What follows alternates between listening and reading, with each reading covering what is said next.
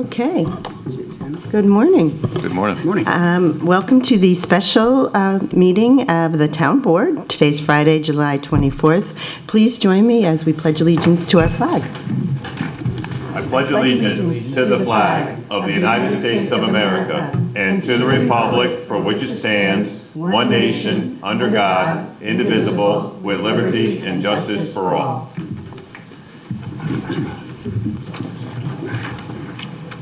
Okay, so we have a number of items on our agenda. The first,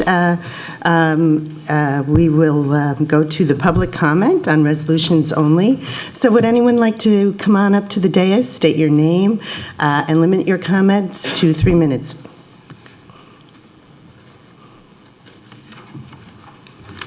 Good morning, Janet Good morning. Martino. I would like to comment on the plan for the purchase of the property at Green Tree. I think you are really demonstrating a great disconnect by doing this and pursuing this. Number one, you are completely avoiding the water contamination issue. This is not. Yes, it has to do with the resolution. It is with the resolution. That's not a resolution. The comments are confined to the resolutions, and that's the possible action on challenging the permit. All right, but the people have spoken, and this is where the disconnect comes in. Can you please go ahead then? You can So vote in the, yes. on the resolution, but In the resolution to continue and to ignore a number of people who have major concerns, and the major concerns that we talked to, because I was one of the people who walked the petition, was that the issue that you are taking a Green Tree property, you're taking it off commercial, which actually counters the brownfield redevelopment, which says converting to Green Tree, is not the recommended thing that they recommend. They recommend trying to keep it commercial, trying to make it valuable to the community, by taking the Green Tree off and making it into a passive. Not only are you setting a very poor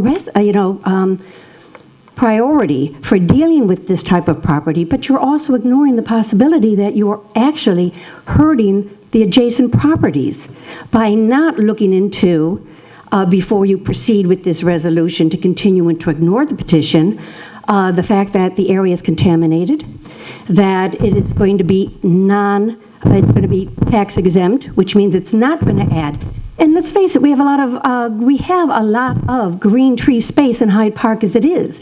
Do we need another one? Can we afford to lose the commercial values of our property, especially when the town controller actually told you in the last meeting that you have lowering tax base, you have less mortgage revenues coming in, less tax revenues coming in. The idea is to use this opportunity to build this area, keep it commercially valid.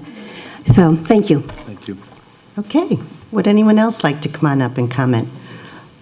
Thanks, Mary. Tom Martino, I live on Franklin Road, and I would like to address Resolution number 3, which concerns the proposed purchase challenge to a petition that was submitted by the required, if not in excess, of the Hyde Park.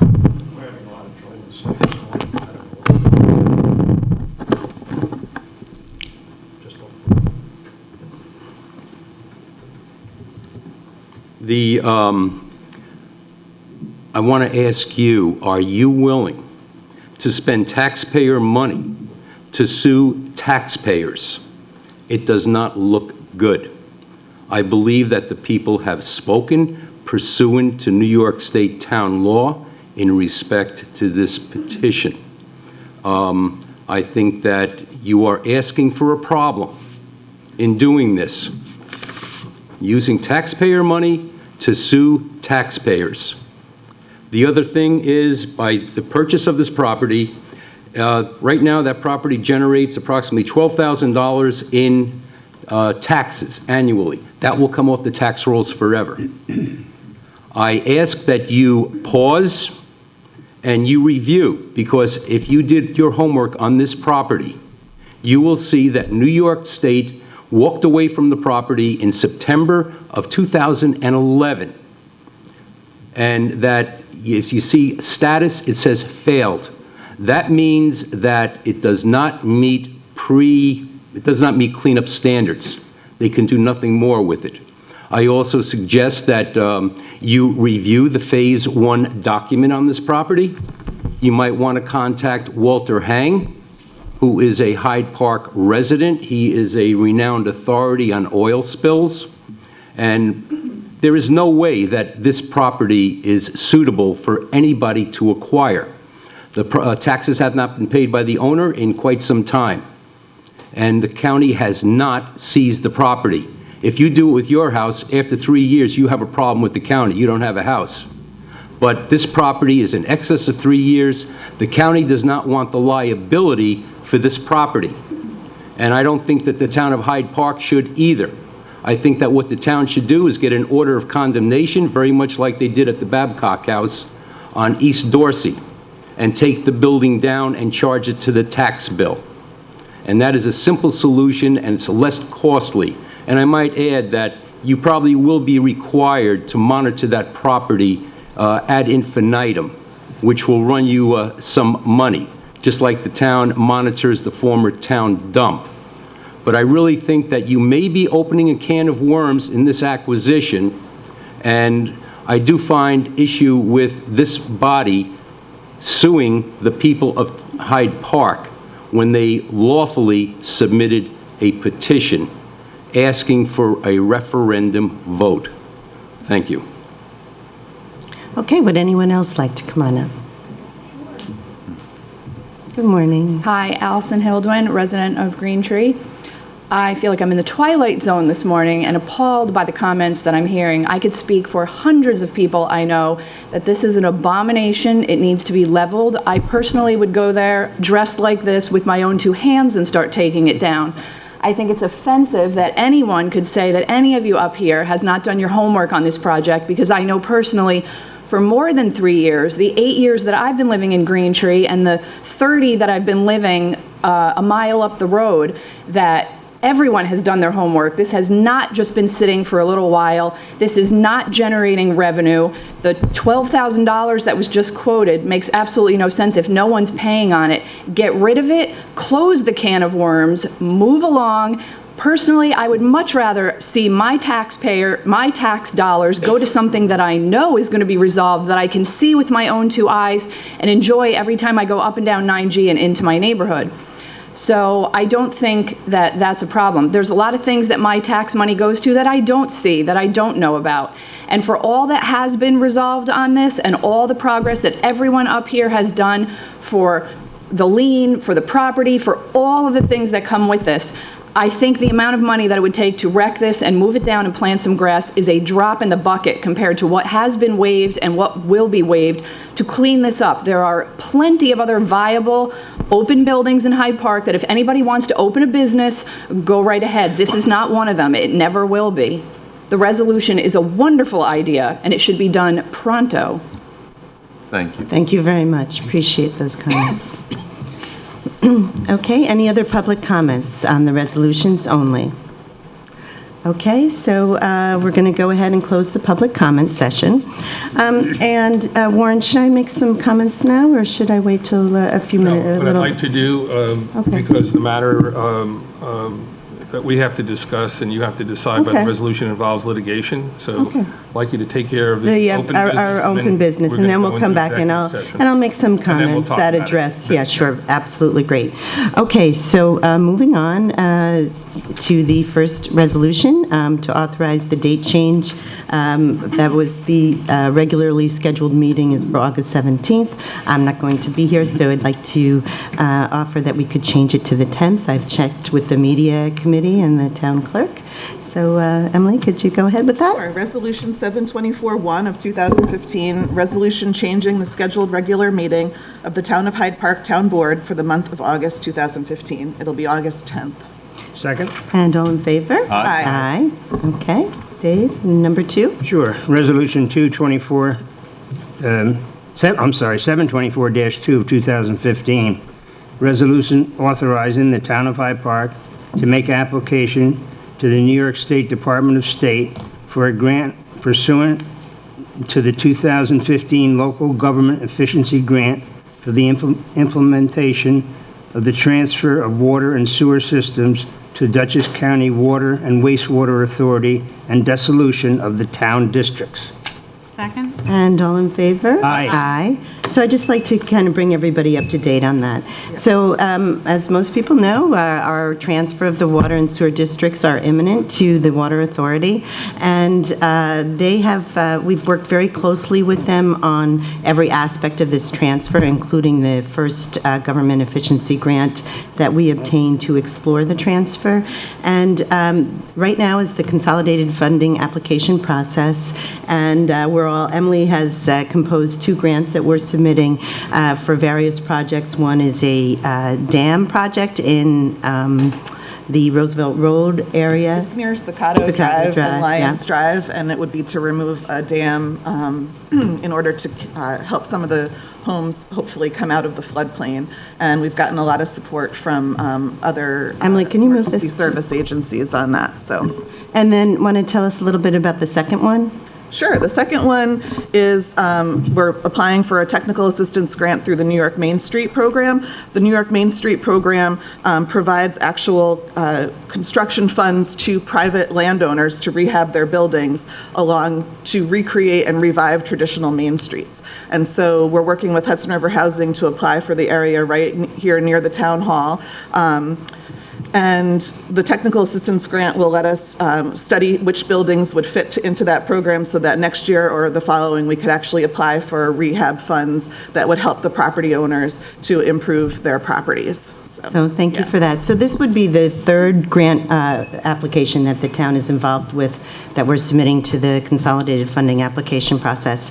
And so back to this, so we're basically building on the first local government efficiency grant that we obtained. And when you have done that, when you've had a successful application, you're able to move to the next level, which is actually monies for infrastructure improvements. So this grant would be to, a lot of feedback here, sorry, would be for $440,000 is the application, where it's a joint between the Water Authority and the town, and part of it would cover all the costs of transferring the districts, and then the majority of the other grant monies would be to making improvements to the district, including new meters, a automatic flushing device for Greenbush. Do you remember there were a couple other major software, I think, software that would for enable them to take on these districts and not have to incur any extra costs. Exactly. Yeah. So I think it's really valuable application, despite the fact that these will not be ours any longer.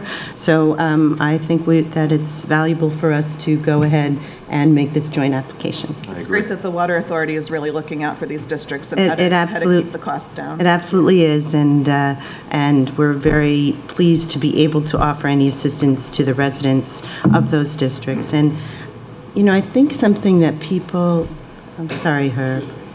Could be that middle. Oh, too close? Okay. So I think one of the things that people did not really understand about the water and sewer districts is that it's only the members of the districts that actually pay the costs.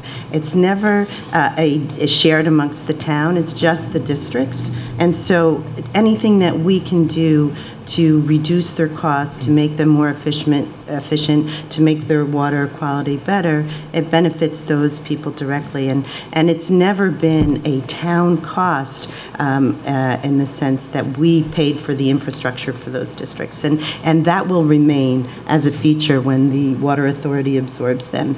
All the districts will retain their own fund balance, their own cost. It just will be administered through the Water Authority. So with that, can I ask for a vote?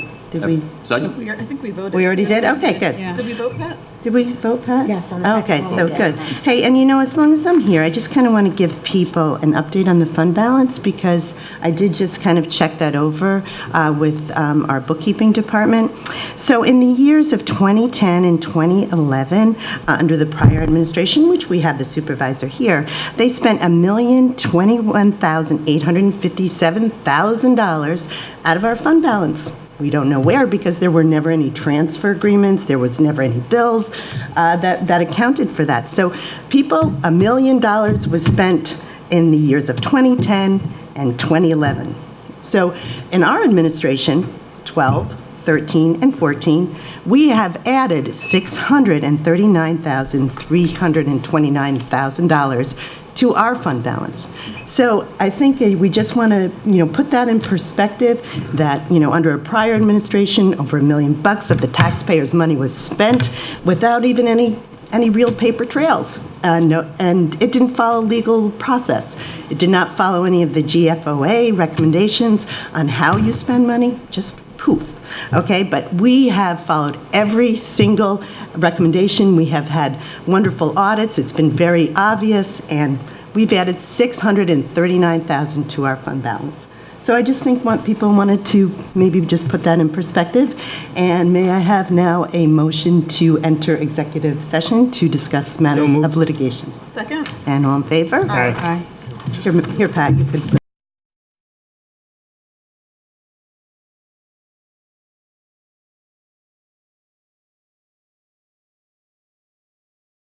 We just, Come out of it. need a motion to re-enter our regular meeting, Make a leaving, motion. and a second? And all in favor? Aye. Aye, okay. And Warren has a discussion that he's going to give before we vote on resolution number 3. Just so everybody understands what the process is. When a town passes a resolution that is by law subject to a permissive referendum, the voters of the town, and there's a requirement for who can actually sign a petition, are permitted to file with the town a valid petition that meets all the requirements of town law and election law within 30 days of the passage of that resolution, calling for a referendum, which is actually a vote on that resolution. So if a valid petition is filed and the action of the town in the resolution is subject by law to a permissive referendum or a mandatory referendum, the town then is obligated to schedule a vote. In this case, because of the timing of the petition, we would have to schedule a vote on this, not at the biennial election, but a special election, which will cost many thousands of dollars to do. It's much more cost effective to do it at the biennial election, but by law, because of the timing of the petition, we would have to call a special election. In this case, the town board had passed 2 resolutions with regard to the acquisition of this property.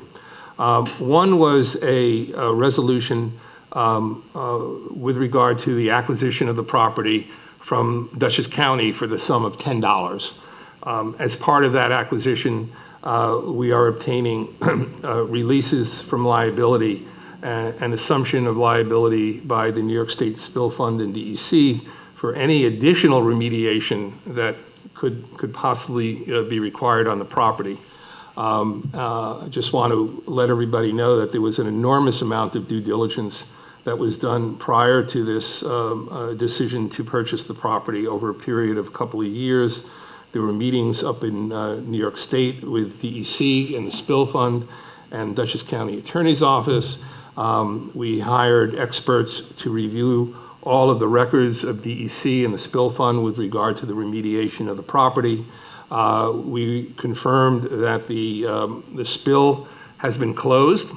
Contrary to what has been stated publicly, there is no monitoring that's required anymore on that property. There was monitoring during the closure period.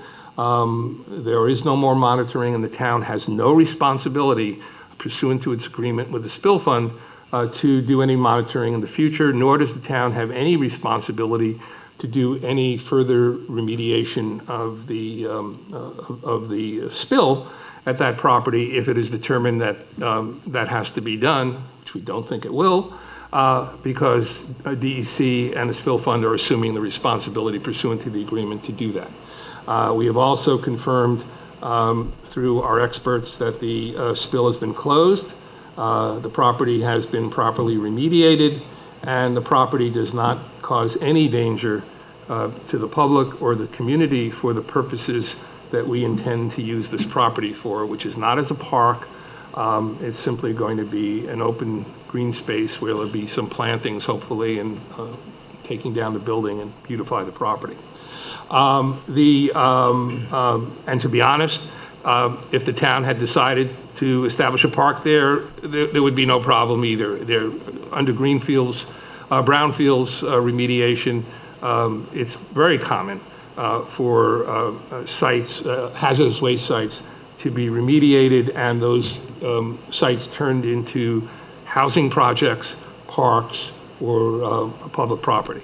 But we're not buying the property for that purpose. The resolution to purchase the property was not made subject to a permissive referendum because under the law, which is Section 81 of the town law, there is no provision for a referendum on that type of purchase.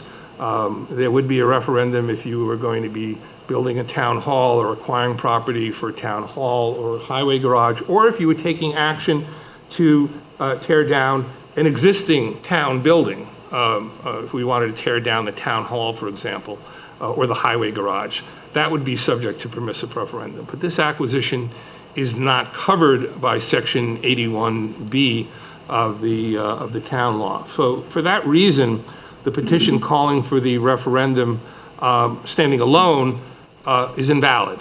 But there's another reason why it's invalid, and that is because the law, Section 81 of the town law, which was relied upon by the petitioners, and Section 35 of the local finance law, and the New York State Court of Appeals, many court decisions, the State Controller's Office, the Attorney General's Office have all stated unequivocally that if you purchase a property, even if if you take any action under Section 81, which would normally be subject to a permissive referendum. So for example, if we were going to buy the property to establish a park, or if we were going to tear down an existing building, if you're going to do that project through the local finance law bonding, then there is no permissive referendum required on the purchase of the property. The only referendum that you can have is a referendum on the financing. And you only need a referendum on the financing if you are financing for more than 5 years. The town board thought it prudent to do the bonding for more than 5 years, even though the anticipated costs are quite nominal. We thought it would be better to spread out the cost over a number of years, especially because of the tax cap implications.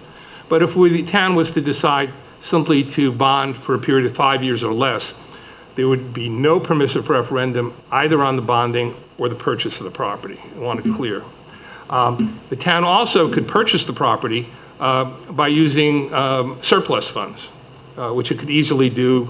It's only a little bit more than $10,000. And if the town decided to do that, that would also negate any ability to call for a permissive referendum either on the purchase or the use of the surplus funds. The town at this point chose not to do it and would prefer if the bonding could be spread out over 5 years. But it's important for the town to move forward with this project, given all the work that we've done with DEC and the county and the reliance on the public for what we're doing. So the town board, is my understanding, is pretty much committed to completing this project. So in order to, when the petition comes in, it is first reviewed by the town clerk, just in terms of the four corners of the petition. They have to determine, the clerk determines whether there's the requisite number of valid signatures, so they have to go over each one of the signatures. They have to determine that the signatures were witnessed in the proper manner. They only look at those things. They don't go into the substance of the petition itself. Once the town clerk certifies to the town board that they've reviewed the petition and it's valid for those purposes, then the town board has an obligation to further scrutinize the petition to do its own review of the signatures, the substance of the petition, and whether the petition itself is a legal petition in terms of calling for a referendum on something that's permitted by law. We haven't yet gotten the certification from the town clerk, so I don't know what the results will be. I suspect they will have something more than the required number of signatures. But in any event, we have to move forward in a very expeditious manner on our own to ask the court for determination on the validity of the petition, because we only have a 5-day window to do that, and that expires on Monday. And as a predicate to filing such a court challenge, we have to file, the town board has to file objections to the petition, in which I have prepared for the town board, and I will review today. And those objections hopefully will be signed by the town supervisor and filed with the town clerk. If we don't do that, we can't file our petition in court. And if we do not file a petition in court, then there's a possibility that the referendum would be held illegally, because under these circumstances, there is no provision for a permissive referendum, certainly on the issue of the acquisition of the property.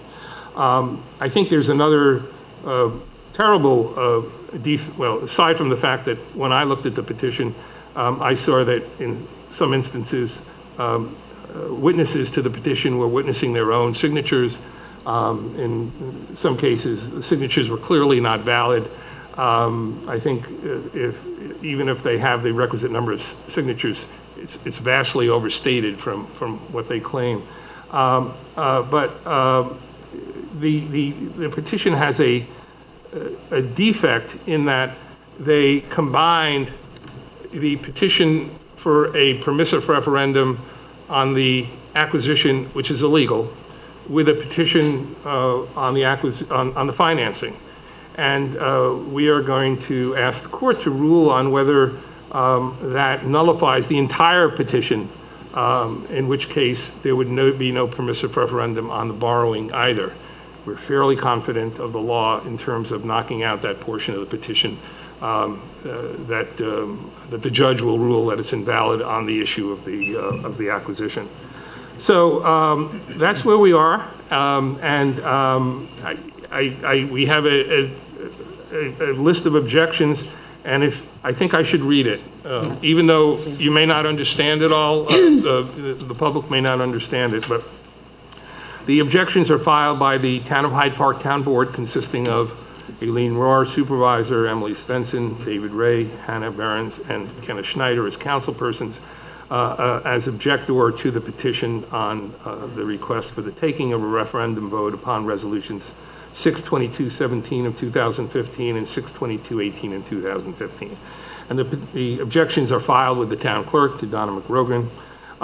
The undersigned, a municipal corporation with offices at 4383 Albany Post Road, Hyde Park, Dutchess County, New York, whose supervisor and council persons are qualified electors of the town of Hyde Park, each residing in the town of Hyde Park, County of Dutchess, does hereby object to the petition filed with you on July 21st, 2015, purporting to request the taking of a referendum vote on resolution number 6/2217 of 2015, entitled Resolution Expressing the Town Board's Intent to Acquire Title to Tax Parcel Number, and I've listed the tax parcel number, located at 1381 Route 9G in Hyde Park, and Resolution 62218 of 2015, entitled A Resolution Authorizing Subject to Permissive Referendum the issuance of $85,000 bonds of the town of Hyde Park, Dutchess County, to pay the cost of the acquisition of the parcel of land and the building thereon. The undersigned alleges that the petition is insufficient and void and not in accordance with the provisions of town law or election law of the state of New York for reasons which include, but are not necessarily limited to, the following. 1, the petition is not signed, acknowledged, proved, or authenticated by electors of the town qualified upon a proposition to raise and expend money in a number equal to at least 5% of the total vote cast for governor of the town of Hyde Park at the last general election for the election of state officers.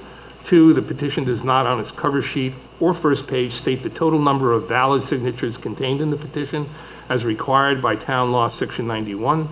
3, the petition is witnessed in part by individuals who are not qualified electors of the town of Hyde Park. 4, the petition contains witness signatures of persons purporting to certify and witness their own signatures contained in the petition. 5, that the purchase of the subject property does not constitute an action encompassed by section 81B of the town law, and therefore no permissive referendum may be required on the petition. And I point out, no permissive referendum may legally be held by the town.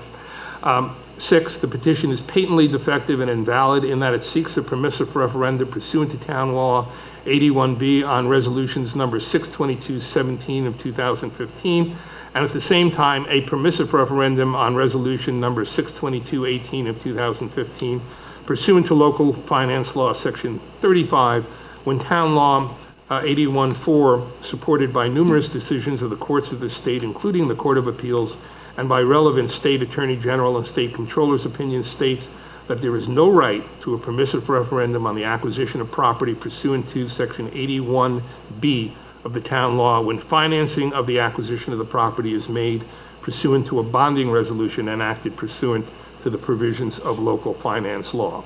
And that would be whether it's a 5-year or more bonding or a 5-year or less bonding. And it would also apply if the town were just going to use unexpended fund balances to acquire the property. There'd be no permissive referendum. The petition is defective and invalid in that it purports to challenge 2 separate, distinct resolutions of the town board when only one of the resolutions, 62218 of 2015, is subject to a permissive referendum. As such, it is impossible to determine that the individuals who have signed the petition were seeking a permissive referendum on the acquisition of the property or the financing of the property or both.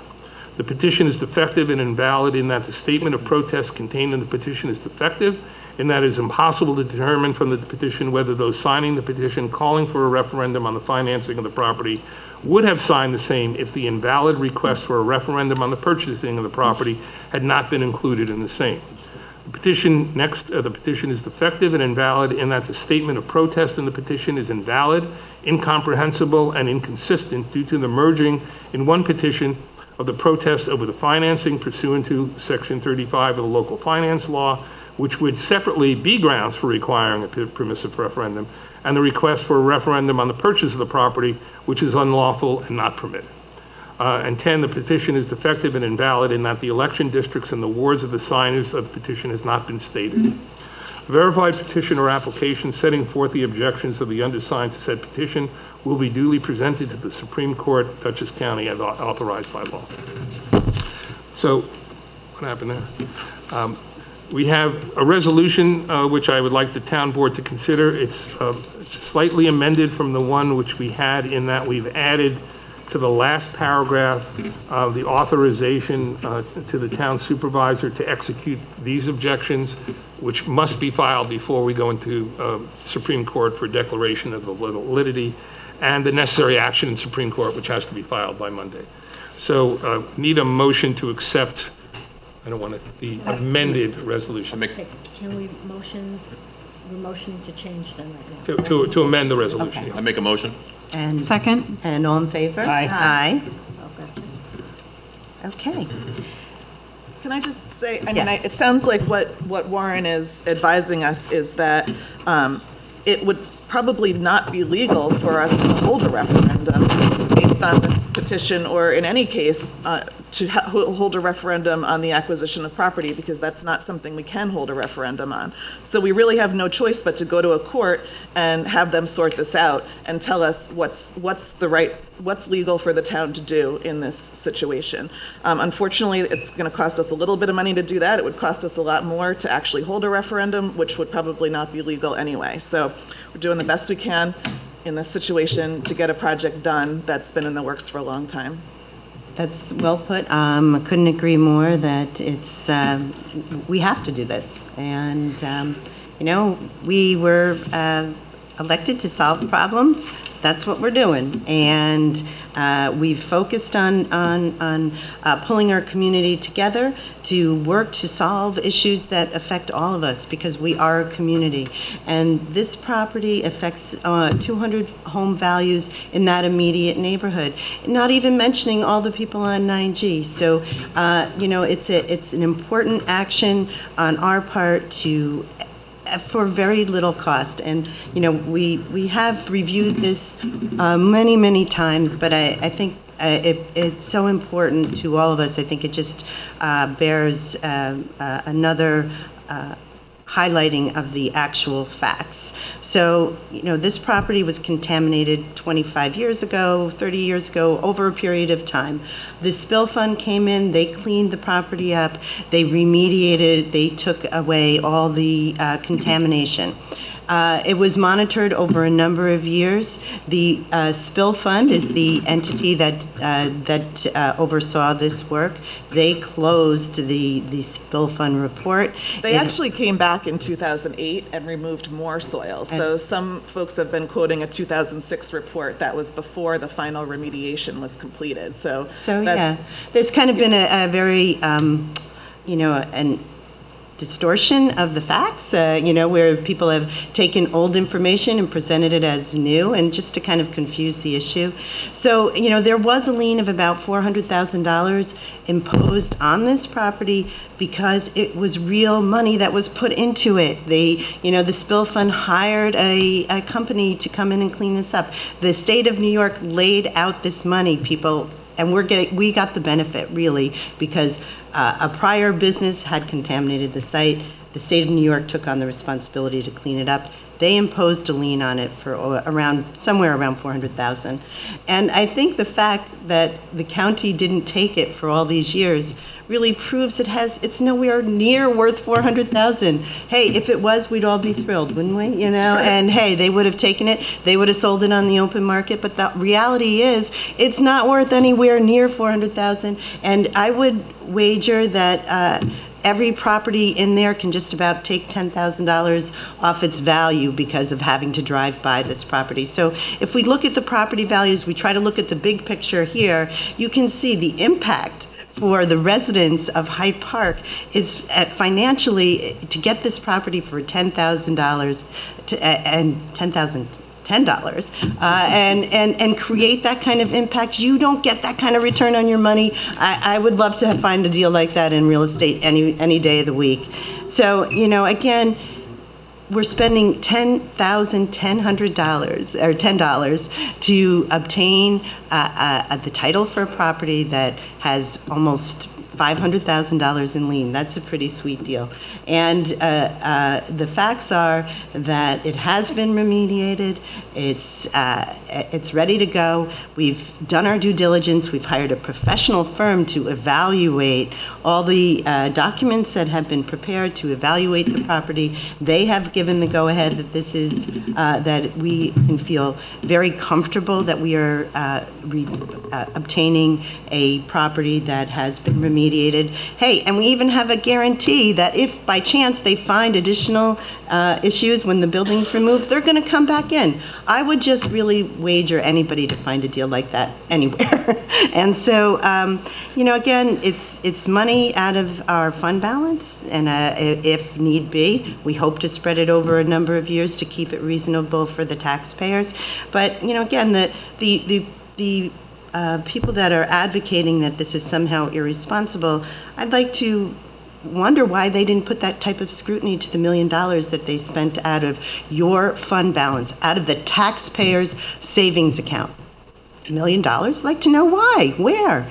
So I just find that particularly ironic. Particularly ironic that they are the people that are really advocating for this.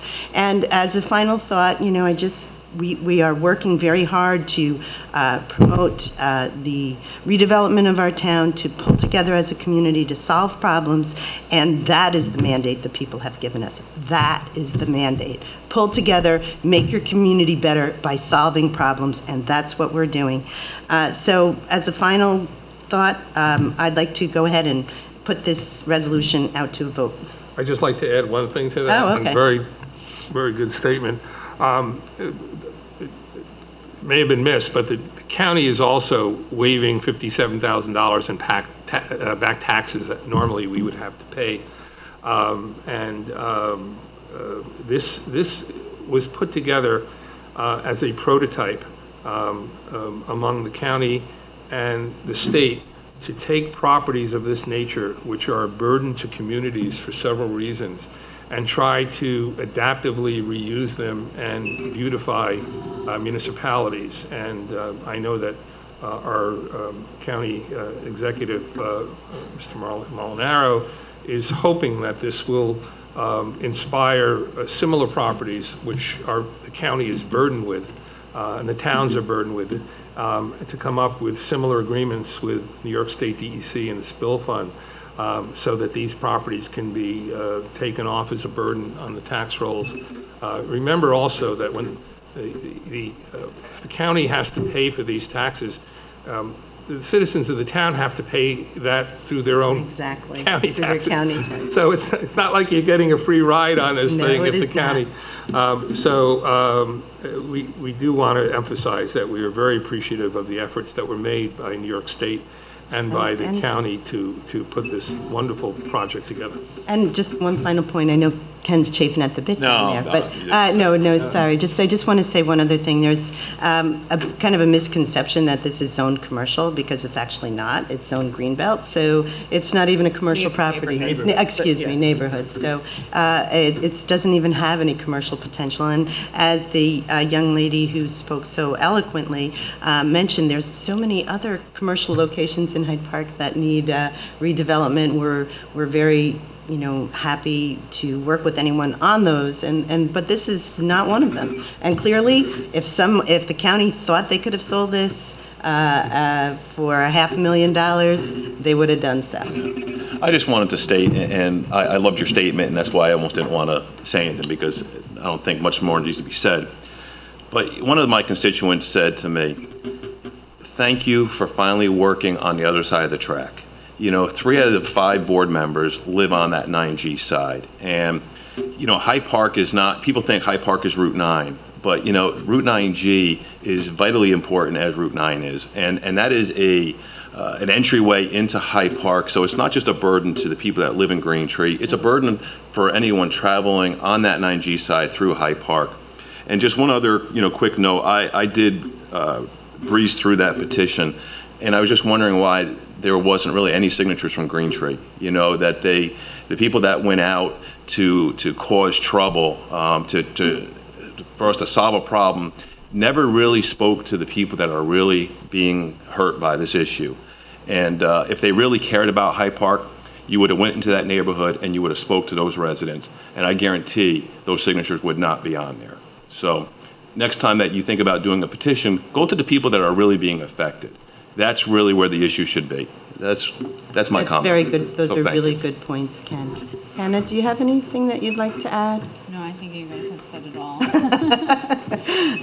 Anyone else? Dave, please, can you? Yeah, I sure do have something I want to add.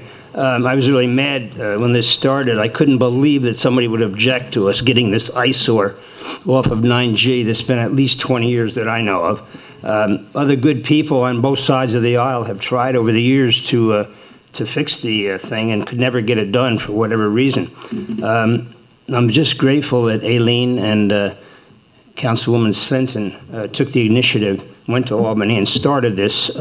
She got 3 governmental entities to work together, and I don't know if that's been done in Dutchess before. We have New York State DEC, County of Dutchess, and the town of Hyde Park. And it took a long time, and with Warren's help too. So I don't mean to leave Warren Plansky out. He did a tremendous job on this, and I'm just so proud to be on there. And what Kenny said about Hyde Park, what is good for one part of Hyde Park is good for all of Hyde Park. We have a ward system because I think years ago politics got in the way somehow. But for anybody in Hyde Park, we're all Hyde Parkers. We don't try and build everything on Route 9 and ignore 9G. That's certainly not my point anyway. What Aileen said about property values is very important. I'm getting more involved in that.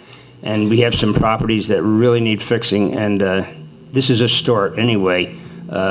towards that goal, and it's going to take a while, but we will come back. It's a great town, a great community. And I can't believe that all the people who signed those petitions did so knowing what they were signing particularly. And I think maybe they just wanted to get rid of the person bringing the petition to the door. It's my own personal thing. I think it's politically motivated and to make us look bad, but I think we're looking very good, and I think it's great for Hyde Park, and I'm proud of this board. Thanks. Thank you, David. Yep. So any other further discussion of this? Okay, so we're going forward. Warren, I appreciate all of the good care and knowledge that you bring to this position. We're really fortunate to have you, and I thank you for spending the last few days of spending a lot of your time on something that's completely unnecessary. I mean, but we appreciate it, and We still need to vote. going on this. forward. We need to vote on this. I know we do. Oh, I'm sorry. Is this a roll call vote, Warren? I I don't, can't hear. is it a roll call? Or- Yes, Yes, let's it do a is. roll call. Yeah, let's do that. Even if Okay. it's not. All righty, To so, read the- yeah, someone who's gonna, we have to read the okay, Hannah. Resolution 724-3 of 2015. Resolution authorizing the attorney to the town to prepare and file on behalf of the town board objections to the petition for permissive referendum filed with regard to Resolution 622-17 and 622-18 with the town clerk as required by law, and to file appropriate legal proceedings in the Supreme Court, Dutchess County, challenging and/or determining the validity of said petition. Okay, second, Ken. Okay, Councilwoman Svensson? Aye. Councilman Ray? Aye. Councilwoman Barron? Aye. Councilman Schneider? Aye. Supervisor Roy? aye. Carried. Okay, thank you Unanimous. for performing the duties of the clerk today, and for all your hard work, too, you and Donna. You know, Donna's on vacation, and she had to spend time doing this. Very thankful and appreciative of all you do. When I was doing that, so I haven't had a chance to. Okay, well, I know you guys are busy. I make a motion to close. Okay, and second, and all in favor? Aye. Aye. Dave, did you say aye? We're closing the meeting. Aye. Aye, okay. And thank you to the media committee for once again coming in to film this special meeting. And have a great weekend, everyone.